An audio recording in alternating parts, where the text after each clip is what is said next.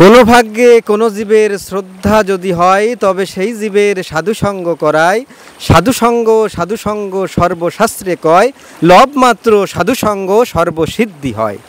হরে কৃষ্ণ। এখানে ভগবান শ্রীকৃষ্ণ তিনি কিন্তু বলছেন যে প্রকৃতির মাঝেই কিন্তু সংস্কৃতি থাকে, সংস্কৃতির মধ্যেই কিন্তু প্রকৃতি থাকে না। প্রকৃতির মধ্যে সংস্কৃতি থাকে তার কিন্তু এক নিদারুণ উদাহরণ কিন্তু আমরা এখানে দেখতে পাচ্ছি। তাই ভগবান শ্রীকৃষ্ণ তিনি তার মুখমিশ্রিত বাণী শ্রীমদ্ ভগবদ গীতা তিনি যে অর্জুনকে দিয়েছিলেন, সেই শ্রীমদ্ ভগবদ গীতা 700 শ্লোক তিনি কিন্তু মাত্র 45 মিনিটে কিন্তু দিয়েছিলেন। তাই এই শাস্ত্রের প্রত্যেকটা শ্লোকের ভিতরে কিন্তু কত গভীরতা, কত ঢেউ, কত তরঙ্গ, কত হীরা মুক্তা ঐশ্বর্য আছে। তো বলছে যে এই শাস্ত্রের ভিতরে না ডুবলে কিন্তু বোঝা যায় না। কেননা আমরা যারা মুখস্থা বলি বা পাঠ করি তাকে বলা হয় ভাষা পাঠ। আসলে এই পাঠটা করে আমাদের এই আধ্যাত্মিক জীবনে তত বেশি কিন্তু আমাদের আধ্যাত্মিক জীবনটা কিন্তু জাগ্রত হয় না। তো বলছে আরেকটা পাঠ কি? বলছে আরেকটা পাঠ হচ্ছে যে একজনকে বলা হলো যে এখানে যে কত ঢেউ আছে নদীতে, এই নদীর ঢেউটা দেখতে গেলে তোমার নদীর তলদেশে তলিয়ে যেতে হবে। সমুদ্রকে রত্নাকার বলা হয়েছে। কেন বলা হয়েছে? কেননা সমুদ্রের তলদেশে কত হীরামণি মুক্ত, কত অলংকার লুকিয়ে আছে। সেই অলংকারকে দেখতে গেলে সমুদ্রের তলদেশে কিন্তু তলিয়ে যেতে হবে। তদ্রূপ আমাদের এই শাস্ত্রে, এই ভগবদ গীতা বা শাস্ত্রে কত অলংকার, কত ঢেউ, কত তরঙ্গ, কত ঐশ্বর্য, কত মণিমুক্তা লুকিয়ে আছে। আমরা যদি শাস্ত্রের গভীরে না যেতে পারি আমরা কিন্তু তার সেই অলংকারটা কিন্তু আমরা পাবো না। কিন্তু সত্যিকার অর্থে যার গুরুর কৃপা যতটুকু আছে সে কিন্তু ততটুকুই পাবে, তার বেশি কিন্তু পাবে না।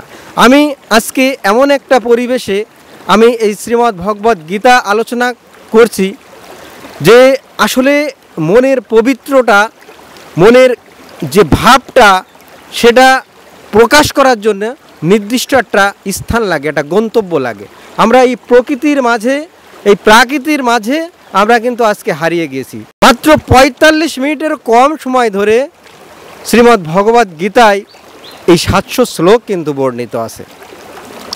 তাই প্রত্যেকটা শ্লোক কিন্তু 3 সেকেন্ডেরও কম সময় শ্রীমদ্ ভগবদ গীতায় কিন্তু বর্ণিত আছে। তাই আমি শ্রীমদ্ ভগবদ গীতার একটু আলোচনা করতে চাই। তো বলছে শ্রীমদ্ ভগবদ গীতা যদি কেউ কান দিয়ে শ্রবণ করে তবে তার দেহের রোগ নিরাময় হয়, কিন্তু কেউ যদি অন্তর দিয়ে যদি শ্রবণ করে বা অন্তর দিয়ে আত্মস্থ করে তার অন্তরের রোগ কিন্তু নিরাময় হয়। তাই আজকে আমরা শ্রীমদ্ ভগবদ গীতাকে কান দিয়ে নয়, আমরা কিন্তু অন্তর দিয়েই কিন্তু আত্মস্থ করার চেষ্টা করব। তাই শ্রীমদ্ ভগবদ গীতা পাঠ করার আমি চেষ্টা করছি। ওং তৎসৎ, ওং তৎসৎ, ওং তৎসৎ, ওং নমো ভগবতে বাসুদেবায়, ওং নমো ভগবতে বাসুদেবায়।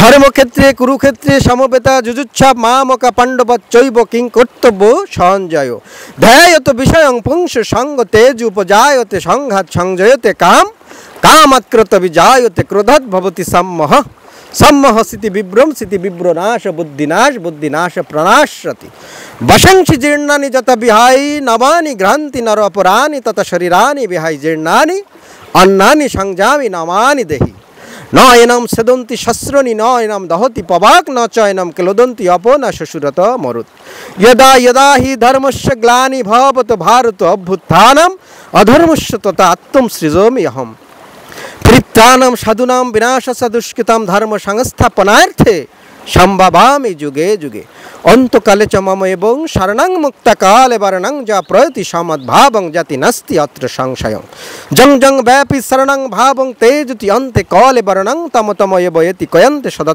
তদ্ভবতি ইমং বিভৎসহতে যোগান প্রজ্ঞবান মহমব্যয়ন বিভৎসহন মনুতে প্রাহ মনু ইক্ষাকুতে অব্রাবিত ন তদ্ভাষায়তে সূর্য ন শশঙ্ক ন পবক যদ্গত্রা ন নিবার্তন্তে তদ্ধাম পরমম মম।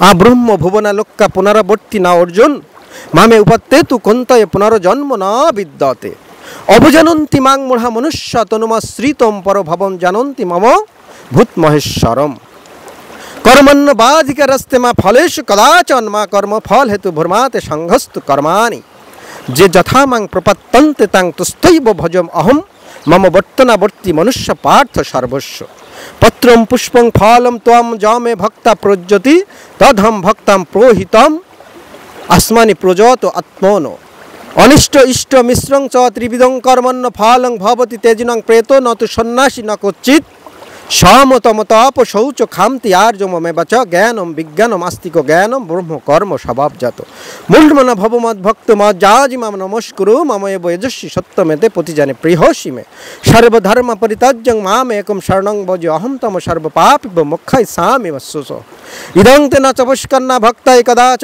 ন চ অশুশ্রবি ব্যাচং ন চ মাম য অভ্যশ্রুতি জয়দং পরমম গুহম মদ্ভক্তেষু অভিধানেশ্বতি ভক্তিময়ী পরমম কীর্তা মম এব যজস্বী অসংশয় ন তস্মাস মনুষ্যস্য কিঞ্চিত মে প্রাকৃত্যম ভবতি ন চ মে তৎমান্য প্রিয়তর ভূমি। আমি ছোট্ট করে শ্রীমদ্ ভগবদ গীতার একটা শ্লোক আমি বলছি আব্রহ্ম ভুবনালোক্কা পুনরাবর্তী না অর্জুন মামে উপাত্তে তু কন্তয়ে পুনর্জন্ম না বিদ্যতে। অর্থাৎ আমাদের মৃত্যুর সময় যদি আমাদের ভগবান বাদে যদি বিষয়ের চিন্তিত আমাদের থেকে আমরা দেহত্যাগ করি তাহলে ব্রহ্মলোক শিবলোক মহালোক জনলোক তপলোক যে লোকেই যায় না কেন আবার কিন্তু আমাদের এই ধরাধামে আসতে হবে। কিন্তু যদি আমরা মৃত্যুর পূর্বে যদি ভগবানকে স্মরণ করে যদি আমরা দেহত্যাগ করতে পারি তাহলে আমাদের এই জড় জগতে ত্রিতাপ দুঃখ ভোগ করার জন্য আর কিন্তু আসতে হবে না। তখন কোথায় যাব বলছে ন তদ ভাষায়তে সূর্য ন শশাঙ্ক না পবক যদ গোত্রা না নিবর্তন্তে তদ্ধাম পরমম মম।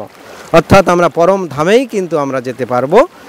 গঙ্গা গীতা সাবিত্রী সীতা সত্যপতিব্রতা ব্রহ্মাবলী ব্রহ্মবিদ্যা ত্রিসন্ধ্যা মুক্তিগেহিনী অর্ধমাত্রা সীতানন্দা ভবগ্নি ভ্রান্তি নাশিনী বেদত্রী পরানন্দা তত্ত্ব জ্ঞান মঞ্জুরি। জয় গীতা জয় গীতা জয় গীতা।